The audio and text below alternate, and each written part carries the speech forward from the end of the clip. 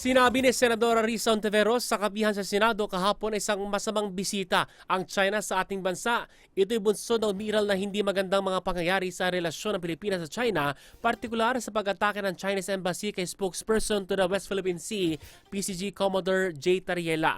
Si Tariela nagiging boses at isa sa mga komandante ng Philippine Coast Guard kung saan binabantayan nila ang karagatan ng Bajo de Masinloc o Scarborough Shoal.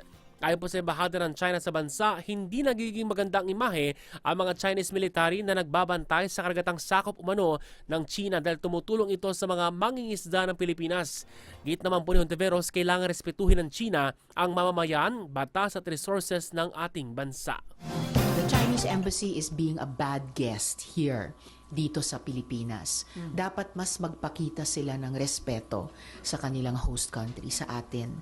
Yung mga recent na actuations nila laban kay Commodore Tariela at iba pang mga Philippine officials na tumitindig lamang ng tama para sa ating national interests at dinedepensahan yung ating Navy, Coast Guard, mangingisda, pati yung ating kalikasan sa dagat.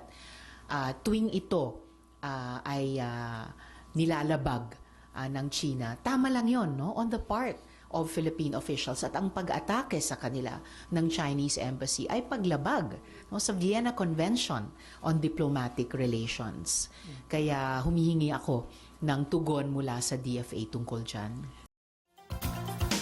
Samantala, naglabas naman po ng pahayag ng Department of Foreign Affairs kung saan nanindigan ito sa tamang ginagawa ng PCG sa West Philippine Sea.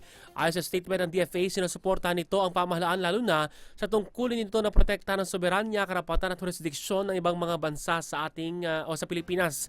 Patuloy pong maninindigan sa posisyon ng bansa sa West Philippine Sea pati sa international law na 1982 United Nations Convention of the Law of the Sea o UNCLOS at pati na rin sa 2016 China Sea Arbitral Award.